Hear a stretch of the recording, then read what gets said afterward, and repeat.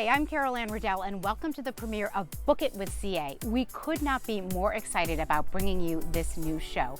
Every episode, we'll talk to authors about their work, their lives, and everything in between.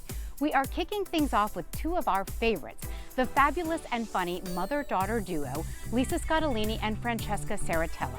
We chatted about Lisa's recent standalone thriller, Someone Knows, and Francesca's first novel, Ghosts of Harvard. Both books will keep you guessing from start to finish. So if you love to read and you love to laugh, this one's for you.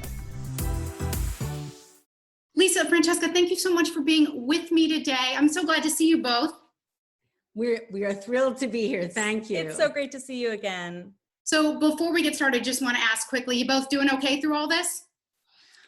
It's a lot of together time with Mom. I've been quarantining here with my mom's house, so it's been fun. No, we're so lucky and blessed. I'm very grateful that, I'm able to be with family, and it's a wacky thing to be launching a book from your childhood bedroom, but like so many of us, that's what, strange time.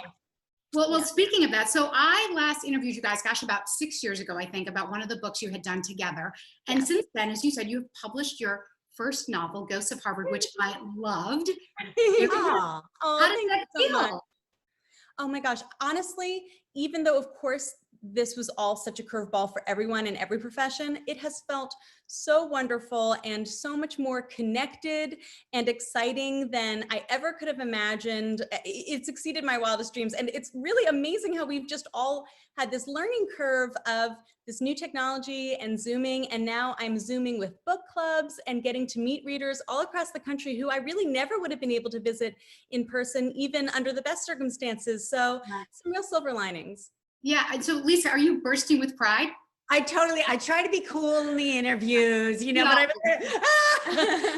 here's what I really think. I mean, a lot of people want to write and everybody should try. And she worked so hard on this novel and it's so amazing. And the reviews were stellar and the sales were great. But the truth is the accomplishment is in the writing.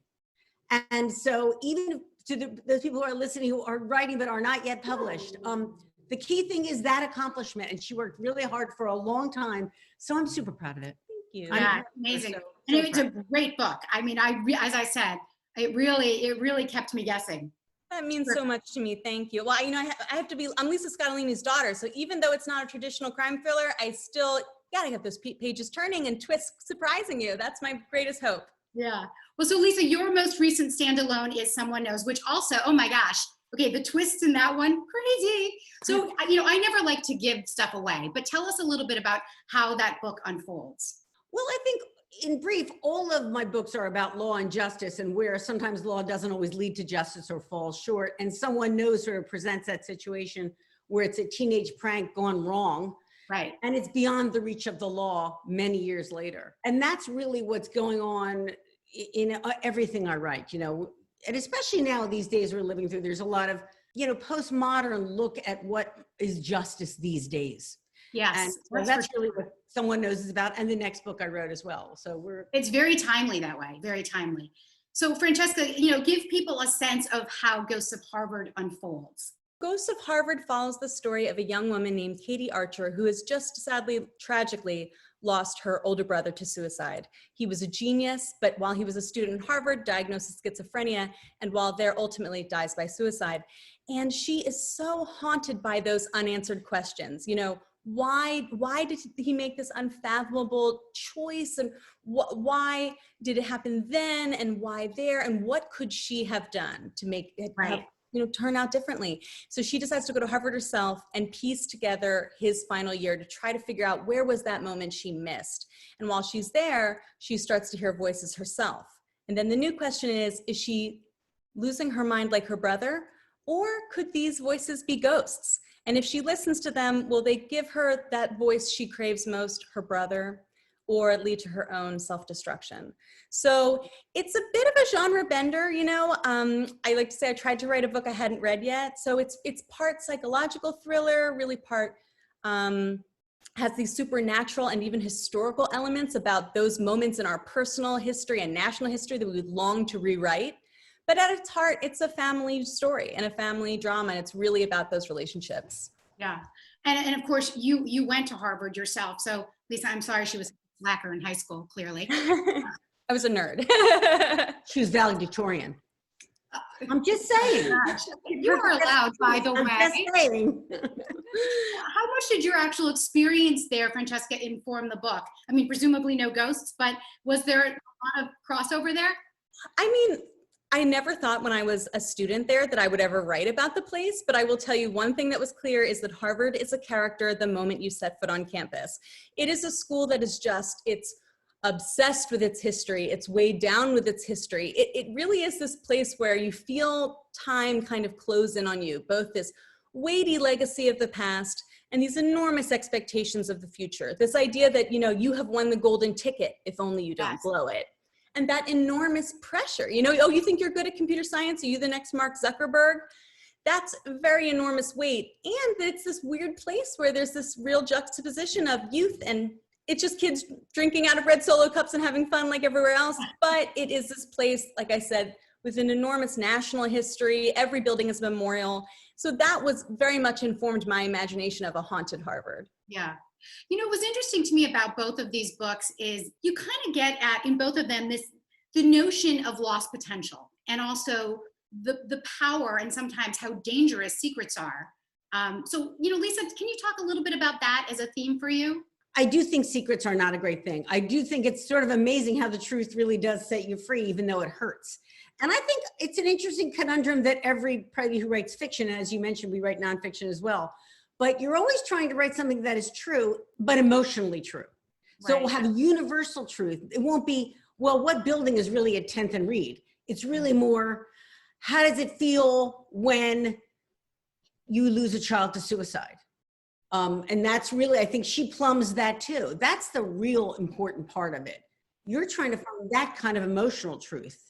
I think everybody experiences, you know, those certain decisions in life that when you look back on them, you go, well, what if I had made it differently? Could everything have been different? If I had taken that job, if I had married that first boyfriend, you know, so I thought, well, if you can, we create parallel universes in our mind. In this book, I let her literally kind of tap into alternate universes.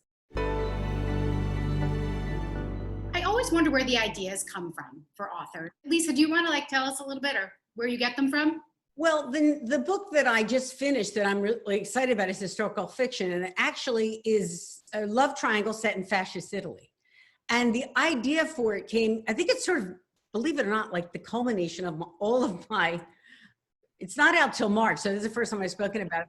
Called Eternal, right? The idea, yes, came from actually Philip Roth, a seminar I took with him, and he talked to us about Primo Levi and about the Italian Holocaust. And I said, why hasn't this been written about? I've been to Rome a bunch of times and I've never really realized that I'm walking through hallowed ground in a way. Nice. And without divulging too much and boring you, I just said, well, you know, I'm going to write about that. And I said that 30 years ago. So I finally did. Oh my gosh. I'm so excited for her with this book because she really has been percolating on it. It has lived in her heart for so much longer. And now it's finally going to reach everyone. I'm very excited. That's really terrific. And you with Ghost of Harvard had that story you know, I had a tragic inspiration with this book as well. Sadly, you know, suicide among young people is so common and has touched my life as well. When I was a junior at Harvard, a young man in my dorm died by suicide. And he wasn't a close friend, but he was a face I was used to seeing in the dining hall, one who I never would have guessed was suffering. And we were all so shocked, but you know, you build walls around the hard things, which are so sad, and we isolate ourselves in those complicated griefs that we don't know how to talk about. And then a year later, I read that his little sister had come to Harvard's campus, and because he was a musician, she had learned to play guitar in that year interim and played a tribute to him on the campus. And I was just knocked back in my chair, goes, wow, what was that year like for her? I just love that she dealt with it so sensitively, and it's just an important issue that we need to talk more about. I agree with you both. I agree with you. So now, in addition to your novels, you've both written a number of books together. They're collections of essays. I have loved them. They are so funny. Oh, so thank you. And you know, one of the things you do so well that I enjoy is that you really root around in the mother-daughter relationship and being, you know, both of those things. I can really appreciate the honesty. But as I read them, I wonder sometimes, do you ever look at each other and say like, oh my gosh, you're not going to write about that, are you? I mean, is anything else? No, normally it is the pressure valve releasing where we're actually both like, and then we're like, oh my God, this is a good essay. So it's like the get out of a fight free card. Cause then it's like, oh, okay, that'll be, honestly, what I mean is it helps us see the humor in it. We certainly hope that that's what we're helping our readers do. But honestly, our first task is helping ourselves see the humor in those moments where you want to tear your hair out. You know, I think it's also as you get older, you start to care less of, I like my gray. I cut my hair with the kitchen shears. It looks horrible. It looks good in the front. But you know, the world didn't end and I'm still breathing. And so I guess what I'm saying is my beloved daughter has been the one to say to me, like I was going to write a column about my feet in winter, which is truly horrific. Like if you've seen rhinos, you know, with those big toenails and they're flat on the bottom. She said, you can't write that. Like, please, I love you. And I don't want I never said it like you can't, but no, I was but like, you're being nice. You You're don't like, have to do that for us, and you know. And that was when she figured out, she always had this great thing. She said, you know, well, if it doesn't make us cringe, it won't make you laugh. It's the truth. Right. So it's the cringe test. It's right. It's the cringe. Gotta pass the cringe test. That's a column. We should have thought of that. There you go. All Thank right. you, Carol Anne. I'm in my 30s now, but that mother-daughter relationship, it has to change and it has those growing pains, but it's still such an essential relationship. And I think that's true for a lot of, especially women my age. Your mom is still your first phone call when something really good or really bad happens. And, you know, we wanted to sort of show the reality of that relationship, not sugar-coated, but not like, it's not all a Kathy cartoon, like, oh, I'm my mother. You know, it's not like that. It's somewhere in the different and somewhere new and modern. We just hope to put that out there. And we write about the real stuff too. I mean, in terms of family things like losing my mother. We always called Francesca the grandmother whisperer because they had such a special relationship. And in hospice, Francesca did her nails. And so we wrote about that. And we, you know, I think what happens is people come to us and the daughters will go, oh my God, my mom's like that. My grandmom's like that. And the moms will go, oh, right, I do that too. And I just love it because I think what books and art, whether it's fiction or nonfiction, is to connect people. And if you tell it true, that's what makes the connection. You know, I love to hear about the beginning. So Lisa, I remember you saying to me that the beginning of your career was sort of a don't try this at home moment because you got divorced, you decided to become a full-time author, and you had this adorable baby. Tell us a little bit about that. And then Francesca, what was that like for you? How did that ultimately inform you as an author yourself? These are such thoughtful questions. Aren't you great? I think what really happened was, well, life hands you curveballs sometimes, or you hand yourself curveballs. And I always sort of think it's what you do after the bad thing happens a little bit, like get up, just keep getting up. And so when my divorce happened and Francesca was born and then I just sort of went with my heart because honestly I fell in love with her. I still am. She's great. Like I was lucky because I know not everybody has that experience. But I just loved being with her. And I had been a trial lawyer before and I'm getting divorced. And that being a trial lawyer is very time consuming. You know, you're going to be at the office 80 hours and I was a week and I was, is 80 hours a week? Yeah, that's right. And I was like, I can't do this. I don't want to do this. I have to change everything. And I had no money. I mean, don't think there was no money. And I just said, well, you're an English major at Penn. You took this course in Philip Roth. You're pretentious as all hell. Make it work, girl. And at that point also, I noticed that there were so-called legal thrillers and they were all, John Grisham was doing great, but a lot of them were written by men. In fact, almost all of them were written by men. Right. And I was like, where are the women trial lawyers? I mean, I am one. I can do this. What do I bring to it that's different? Where are the women? I'm always sort of looking for the women's voices. And so I just started writing. And after a lot of rejection, 5 years worth, as much as I love books and want to sound impressive, my goal was to stay home and raise her. As you heard her just gloss over, because it is just a small little detail in her story, she tried for 5 years and struggled with rejection. And she had written an entire first novel that never got published. And then she just brushed herself off and wrote a second one. And that became like an Edgar Award winning, nominated. She was just the beginning of her success story. And for me, I remember that time. I don't even remember the time that first book didn't get published as a bad time or a stressed out time or an angry or sad. She didn't communicate any of that to me. And what it taught me was that Failure is an event, not a definition. Yeah, almost better that you saw her on both sides of that equation, right? Absolutely. I always say I was so blessed to be born not to a best-selling author, but to a beginning one, because I got to see her build that career brick by brick. And that was so inspiring in an accessible way.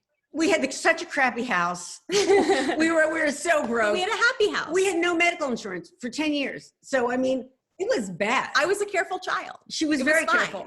But, you know, she still is. I love that about her. So I gather you guys have been together through these last several months. How has that been? I've read some of the stuff you've written, and Lisa, I know you were working on your dresser drawers. I'm really trying to. Have you tamed them at this point? Did you also read the one about how she's embracing naked time? Yes, I read about that. That's yes, really great. It's a great thing. I'm not. It's a single nudist house. There's not a full nudist. I had a friend over for a socially distanced hangout outside, and my mom comes into the yard in her underwear and a shirt. I was like, "Did you forget?"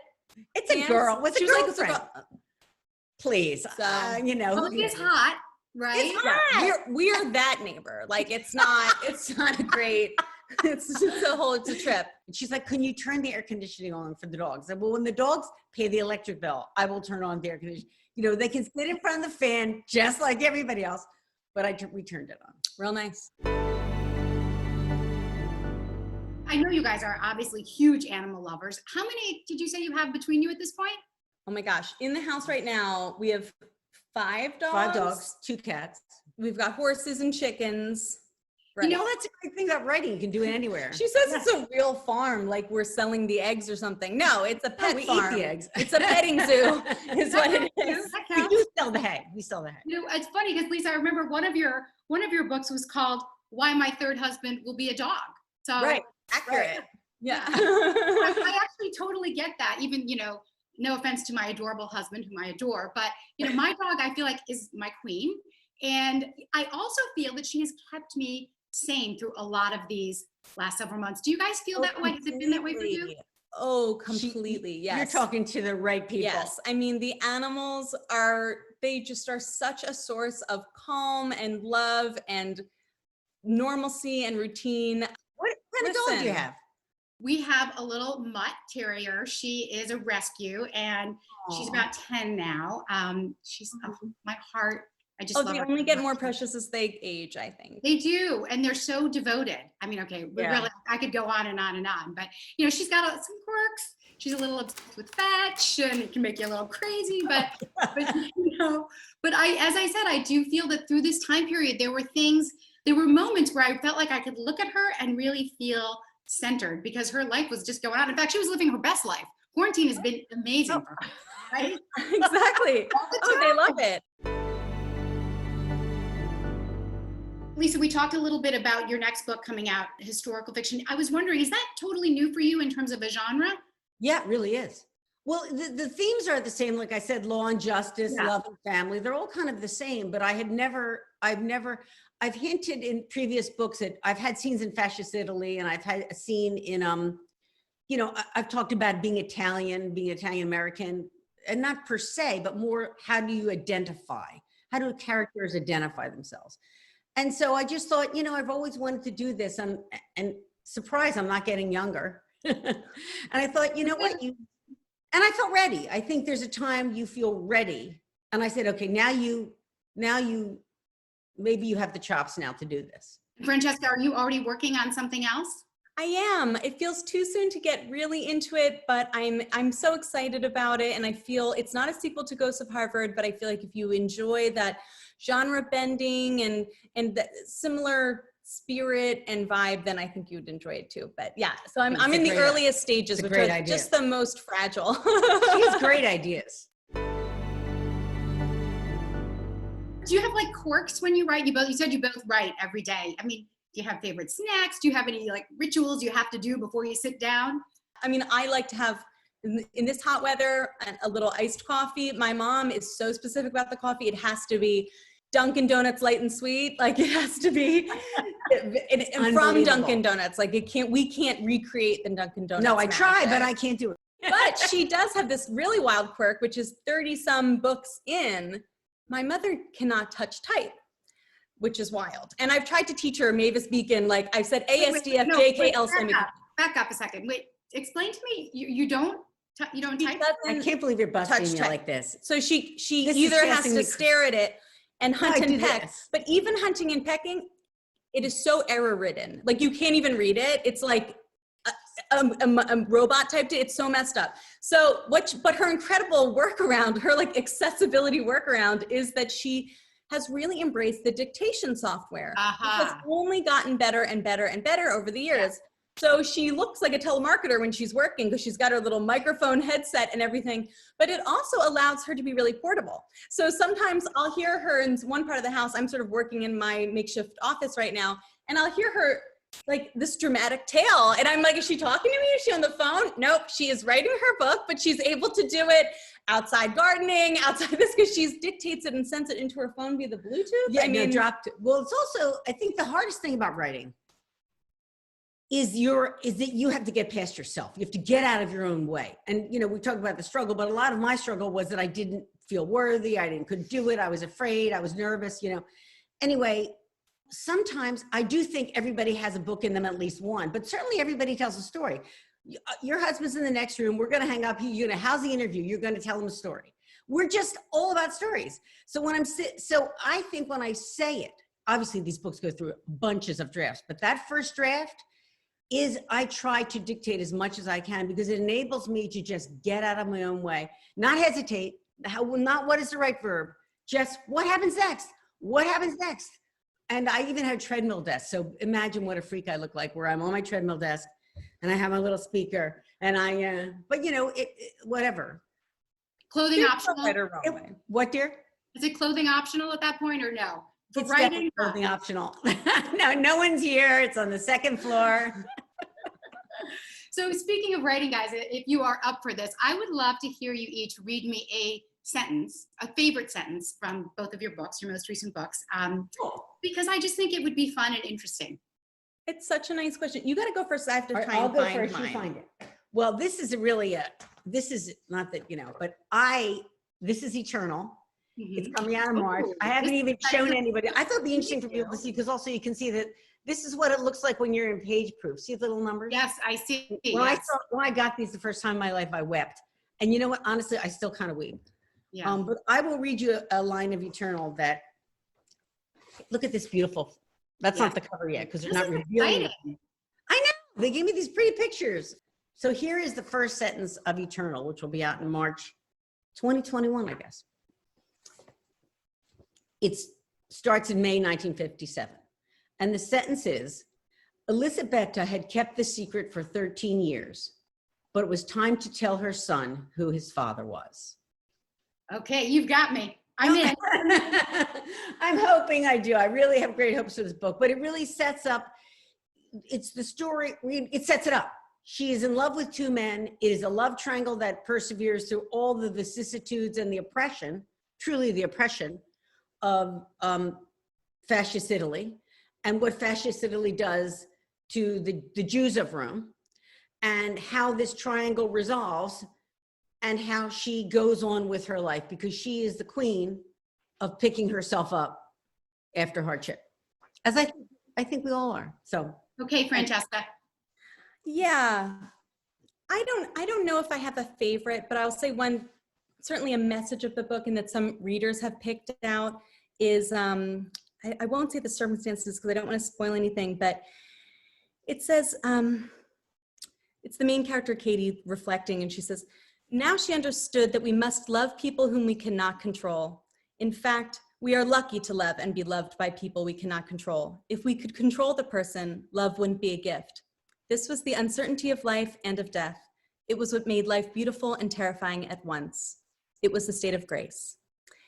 And beautifully, girl, I really feel that there are so many moments in our lives where we look back and we see it with hindsight. You know, I want to really question in this book whether hindsight is 20/20 or whether hindsight is simply just colored with the consequences of things that we really couldn't control. And looking back, you can torture yourself with regret. But really what that is about is this fantasy of that we hold the keys to everything in our universe, and we hold the keys to controlling the ones we love and everything about them, and that it's just us. If we could just behave perfectly, everything would come out exactly like we want it. And that just simply isn't the case. But if we could just have a greater compassion for ourselves, even our past selves, maybe especially for our past selves. Yes. I think that's an important message of this book. Wow. Well, great. that was really wonderful. What a treat for us. And that is a great place to wrap it up. Thank you. Thank you so much. I really loved every minute with you two. Thank you so much for all this time. And We love talking we had a with blast. you. When this is all over, we got to have a drink. oh my gosh, that would be my dream date. Thank you guys. Thank you. All right, Really the take care. best. Those two are so much fun. I hope you enjoyed it as much as I did. That wraps up our first chapter of Book It with CA, but we will be back soon. In the meantime, please follow us on Facebook and Instagram. Suggestions are welcome, and we'd love to hear what you're reading.